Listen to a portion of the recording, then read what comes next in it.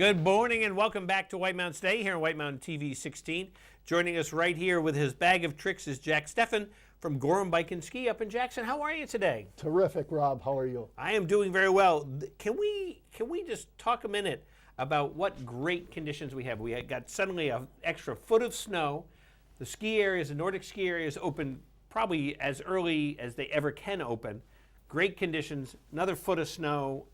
Well, it started out really cold, and you had to be a diehard to get out there. I can understand where people were a little hesitant to go out and ski at 5 degrees or below zero. However, the last couple of weeks, we've had some really nice temperatures, and now with this last dump of snow that we got, it is fabulous. I went out Friday with a group from the Jackson Ski Touring Foundation, and we had the best of conditions. We had sunshine, no wind, low 20s to mid 20s temperatures. Every time we came to a trailhead, there was fresh grooming. It was like we were the first people to ski on Awesome. it. Was every time you turned around, you saw another vista. And one of the fellows that I skied with put it best. He said, "This is like being in a travelogue. It's like being in Europe somewhere or Vail, and here we are right at home in New England, and it doesn't get any better." It doesn't get any better. And the number of kilometers that are available is unbelievable. It's not like saying, oh, yeah, we have great conditions, but we only have 4 kilometers. No, that's not true. Right. I mean, there's so many trails up there. If you want flats, we have flats. If you want hills, we have hills. Ellis River is probably everybody's favorite. I love going up the Ellis and watching how the river changes. You know, sometimes you have ice chunks and it's all choked with the ice chunks. Yeah. Sometimes it's like now has the fresh covering and you'll see bits of the water flowing through. It's just, it changes all the time. It's a beautiful area to ski in. Vistas like you can't believe. You see the different mountains all around. It's pretty fantastic. that's one of the joys of Nordic skiing, absolutely. And, oh, go ahead. No, I was just going to say, you know, it really leads me to what's happening right now with the Olympics. Yep. We see a totally different end of the spectrum, if you will. You see some of the top athletes in the world skiing in Pyeongchang, and I think that's how you pronounce it. You did very well with that, yeah. Anyhow, you see some of these athletes, and you know, for the people that are thinking about maybe trying cross-country skiing, let me reassure you that after you ski a little bit, you're not going to go across the finish line and collapse. And these are athletes that have been working for years to you know, be the best in the world, and when they race, they are using every bit of fiber that they have to try and get across that finish line sooner than the next one. But it does look like fun when they're doing it, and that's the thing, is that while you don't have to be going quite as fast, Nordic skiing is fun. Really.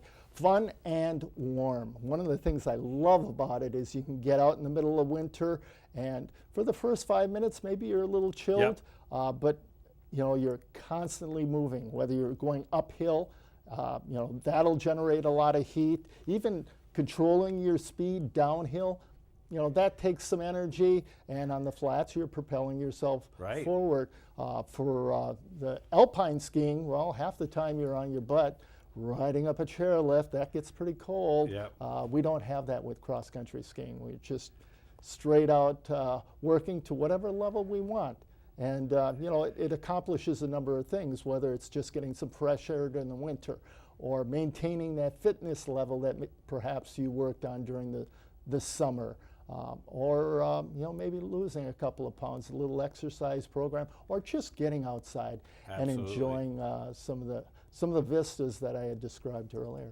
Now, one of the things about cross-country skiing that becomes so important is that the conditions change. Mm-hmm. You mentioned back in the early part of January, you know, frigid temperatures, hard snow. Right. And then now, warmer temperatures, softer snow. Mm-hmm. But the great thing about cross-country skiing is that there's a solution for that snow, and that is the wax and all the things that you would put on the bottom of the ski. So you brought a whole bunch of things here today to show us, and we've talked about it before, but it's fascinating how the different skis work at different temperatures.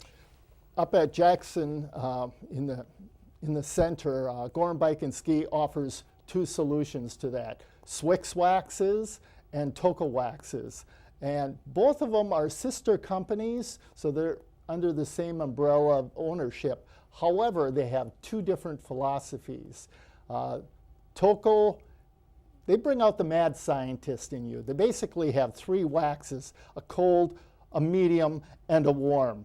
And if you want, and they color key all of these. And if you want, say, a medium cold, say a purple color, well, they expect you to take the blue, take the red, mix them together, you got purple. Versus Swix, that believes you have to have a wax for every condition.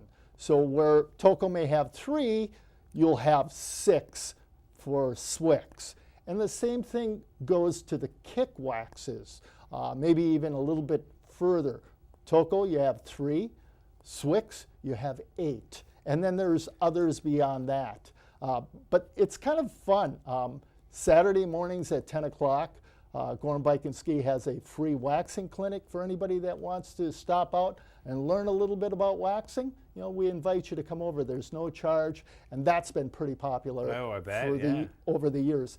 But then again, there are the people that just don't want to get bogged down by all that stuff. So we have the universal waxes, things that work in all temperatures. And whether you iron it in or you just put it on top as a liquid, there are some advantages and disadvantages to all of those. And depending upon the ski that you're using, we can give you a lot of tips on how to best protect your investment of skis, as well as get the best glide. This is a kick and glide sport. And I see a lot of people out there that maybe have 40-year-old skis, 30-year-old skis, and a couple of things have happened over the years. Maybe we've put on a couple of pounds, so a ski that was sized for us 20, 30, 40 years ago, you know, just don't cut it anymore. Right. Or they lose camber over years too. So what was a perfectly good gliding, kick and gliding ski now is not much more than a thin, long snowshoe. And as you're shuffling around, you'll still get some great exercise, you get some good views out there. But once you got onto a ski that's got good glide, so with every kick you're more efficient, you're going to find out that you're covering a lot more territory with the same amount of effort. Yeah. And so that's where all of these waxes come into play. And it, you know, it could be a little bit of little daunting. All right, it's daunting. But that's where you guys come in.